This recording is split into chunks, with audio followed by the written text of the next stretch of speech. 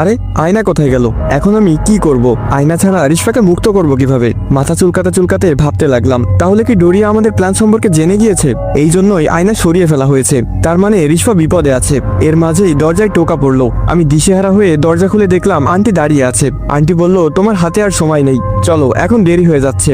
আমি বাধ্য ছেলের মতো আন্টিকে অনুসরণ করলাম। মনটা কেমন অস্থির অস্থির লাগছে। রিশফা এখন কোথায় আছে তাহলে? এই 2 দিন আসলো না কেন আমার সাথে দেখা করতে? এখন দিন নাকি রাত সেটা বুঝতে পারছি না।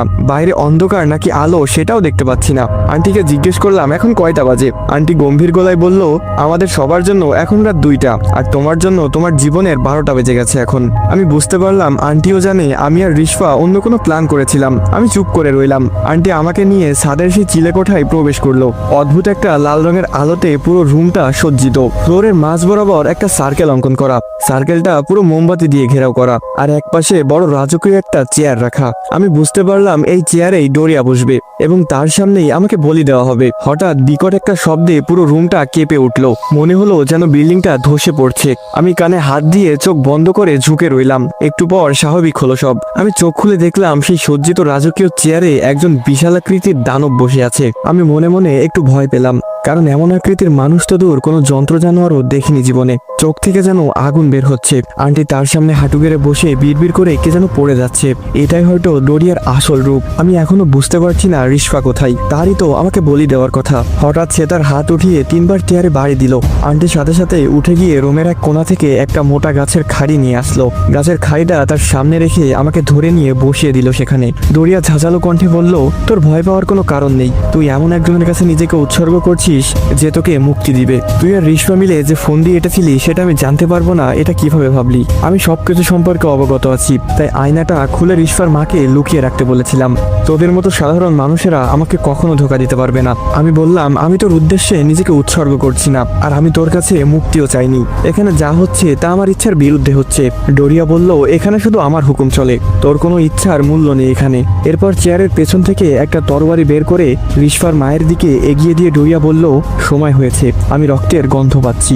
রিশফার মা হাঁটু গেড়ে বসে তরবারিটা নিয়ে এসে আমার মাথাটা গাছের খাড়ির সাথে লাগিয়ে দিল।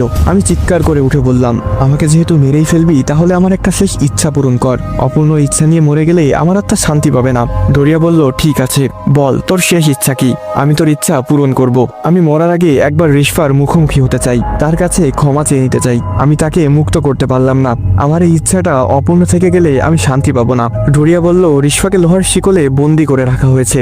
আমার অজান্তে ও এমনটা করার সাহস পায় কি করে? তাই ওর সাথে তোর দেখা করানো সম্ভব না। অন্য কোনো ইচ্ছা থাকলে বল। আমি ডোরিয়াকে ভরকে দেওয়ার জন্য বললাম, আমি তো ভেবেছিলাম তুই সবকিছু করতে পারিস, সামান্য একটা ইচ্ছাই পূরণ করতে পারলি না। তোর কাছে আর অন্য ইচ্ছের কথা বলে লাভ কি? নে আমার মাথাটা কেটে ফেল, দেরি করিস না। ডোরিয়া খুব রেগে গেল, গড়গড় শব্দ করতে করতে বলল, আমি ডোরিয়া, আমি যা খুশি তা করতে পারি। ঠিক আছে, তোর ইচ্ছা পূরণ করা হবে।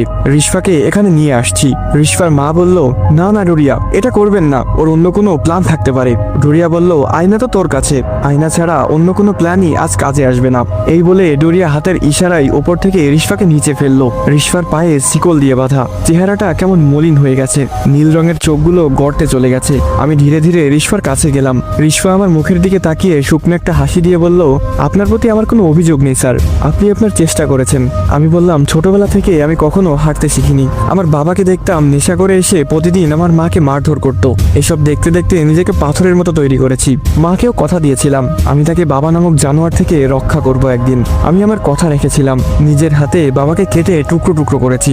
আজ পর্যন্ত এই সত্য আমার মা ছাড়া আর কেউ জানে না, তাই কাউকে এমন কথা দেই না যেটা আমি রাখতে পারবো না। আমি তোমাকে মুক্ত করব বলেছিলাম, আমি আমার কথা রাখবো। রিশফা অবাক চোখে আমার দিকে তাকিয়ে আছে। ডোরিয়া বলল, কাউকে মিথ্যা সান্ত্বনা দিস না, তুই রিশফাকে দেওয়া কথা রাখতে পারবি না, কারণ তোর কাছে আয়না নেই। এবার অনেক হয়েছে, তোর সময় শেষ, তৈরি হয়ে নে মরার জন্য। আমি বললাম, আরে কাকা একটু দাঁড়াও না, আমার মা আমাকে সবসময় একটা কথা বলতো, বিজয়ের উল্লাস খুব তাড়াতাড়ি করতে নেই। এখনো আমি হেরে যাইনি। কে বলেছে আমার কাছে আয়না নেই? জামার ভেতর থেকে আয়নার ছোট একটা টুকরো বের করে সোজা রিশফার গলায় জ্বালিয়ে দিলাম। রিশফা আগুনের ফুলকির মতো হাসতে হাসতে হাওয়ার সাথে মিলিয়ে যেতে লাগলো। ডোরিয়া গর্জন করে উঠে বলল, ওর কাছে আয়নার টুকরো গেল কিভাবে? তুইও এর সাথে জড়িত। এই বলে রিশফার মায়ের বুকে তরবারিটা বিঁধে দিল। আপনারা কি ভাবছেন আয়নার টুকরো আমার কাছে কিভাবে আসলো? চলুন একটু পেছনে যাওয়া যাক। ওয়াশরুমে ঢুকে দেখলাম সেখানে আয়না নেই। মাথায় হাত দিয়ে চুলকাতে চুলকাতে ভাবতে লাগলাম, এবার কি হবে? তাহলে কি আমি ব্যর্থ হব আজ? এর মাঝেই দরজায় টোকা পড়লো। আমি দিশেহারা হয়ে দরজা খুলতে যাব এমন সময় চোখ পড়লো যেখান থেকে আয়নাটা খোলা হয়েছিল সেখানে এক কোণে ছোট একটা টুকরো ভেঙে রয়ে গেছে। আমি যেন দেহে প্রাণ ফিরে পেলাম। শয়তানি একটা হাসি দিয়ে আয়নার টুকরোটা জামার ভিতরে ঢুকে ওয়াশরুম থেকে বের হলাম। ডোরিয়া ক্ষুধার্ত বাঘের ন্যায় গড়গড় করতে করতে বলল, তুই আজকে জিতে গেলি, কিন্তু আমি তোকে ছাড়বো না, আমি আবার ফিরে আসবো। এটা বলতে বলতে ডোরিয়া কালো একটা ধোঁয়ার মতো বাতাসে মিশে গেল। রিশফা এখনো হাসছে, ওর চোখে মুখে খুশির ঝলক স্পষ্ট দেখা যাচ্ছে। আমি হাত নাড়িয়ে রিশফাকে বিদায় দিলাম। খুব ইচ্ছে করছিল রিশফাকে ধরে রেখে দেই নিজের কাছে, কিন্তু এটা তো সম্ভব না। রিশফাও চলে গেল। মনটা একটু খারাপ হলো, কিন্তু এটা ভেবে ভালো লাগছে যে আর কেউ এই নোংরা বলির পাঠা হবে না আজ থেকে। এই বিল্ডিংটা আজ থেকে অভিশাপ মুক্ত। কিন্তু একটা কথা মাথায় ঢুকছে না এখনো, ডোরিয়া তো চাইলেই আমাকে মেরে ফেলতে পারতো, তাহলে মারলো না কেন? প্রশ্নটা থেকেই যাচ্ছে। তারপর কেটে গেল প্রায় 2 মাস। নতুন 2টা টিউশন পেয়েছি, তারা জীবিত মানুষ। সবাই যে মৃত হবে এমন তো কথা না। খুব ভালোভাবেই কাটছিল দিনগুলো। রিশফার কথা মাঝে মাঝে মনে পড়ে। হঠাৎ একদিন আমার ফোনে অচেনা নাম্বার থেকে একটা কল আসে। আমি ব্যস্ত থাকায় কেটে দিলাম কলটা। আবার কল আসলো। এবার রিসিভ করে জিজ্ঞেস করলাম, কে? স্যার, আমি রিশফা, আমাকে বাঁচান। আসসালামু আলাইকুম গাইস, কেমন আছেন সবাই? আশা করি সকলে খুবই ভালো আছেন। রিশফার এই চ্যাপ্টারটা এখানেই শেষ হলো। রিশফাকে তাহলে মুক্তি পাইনি? জানতে হলে অপেক্ষা করুন সিজন 2 এর জন্য। আর অবশ্যই আপনাদের সাপোর্ট আমাকে পরবর্তী সিজন আনতে উৎসাহিত করবে। তো পরবর্তী সিজন পেতে হলে অবশ্যই বেশি বেশি করে লাইক এবং কমেন্ট করতে হবে। আর আপনারা কি সিজন 2 চান নাকি অন্য কোনো গল্প চান সেটাও কিন্তু কমেন্ট করে জানাতে পারেন। তো আজকের মতো এই পর্যন্তই। ভালো থাকবেন, সুস্থ থাকবেন। আল্লাহ হাফেজ গাইস।